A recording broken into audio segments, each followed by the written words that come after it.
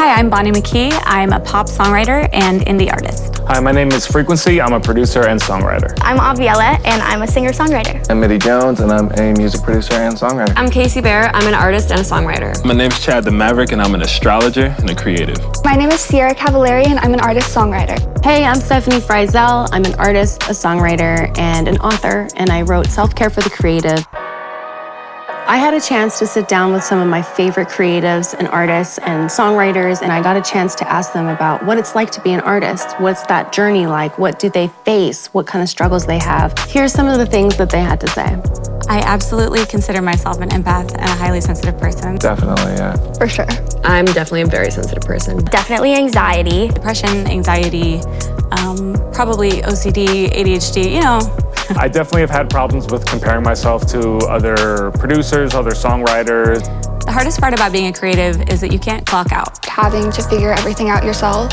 Thinking of what I need to do every single day and how I can make sure I get all of those things done. Communication can be a really big issue. Are people seeing what I'm doing? Being able to express my emotions. The way it makes me feel. The different kinds of personalities you get to meet every single day. That I get to wake up and just do what I love. Living my dream. I think most creatives tend to struggle with some form of mental health.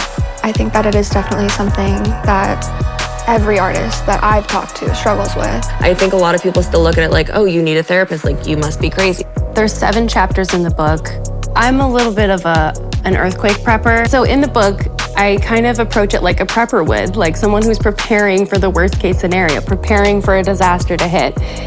And I start with the basics of self-care because sometimes self-care is a basic bitch. Like we don't have to overcomplicate it. Then I work on mindset towards self-care because we pick up a lot of different mindsets towards self-care, so we don't even give ourselves permission sometimes to take care of ourselves.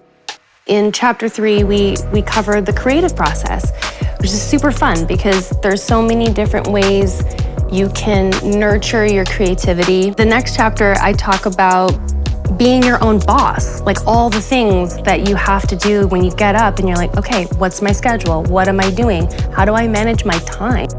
Another thing we discuss is home self-care because creatives often work from home and have to spend 99% of their time at home.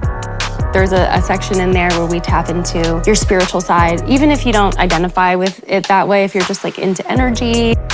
And then at the end of the book, we do design your own self-care toolkit. So I walk you through a whole process of identifying your needs and identifying what works for you.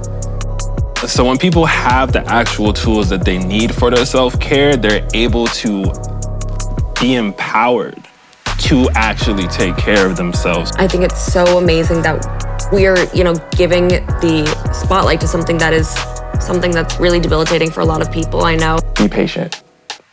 Honestly, that's probably the biggest thing. Remembering that the artists and the creators are people and not machines. It's you. The magic is you. Believe in yourself. I want everybody out there to know that self-care is always within reach, and your greatest masterpiece will always be you.